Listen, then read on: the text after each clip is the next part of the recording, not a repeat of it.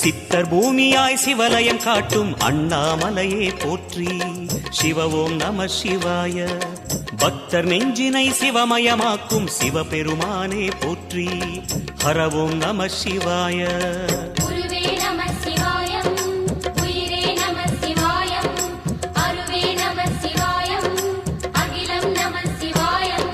நம சிவாய நம சிவாய ஓம் நம சிவாய. நம சிவாய நம சிவாய ஓம் நம சிவாய.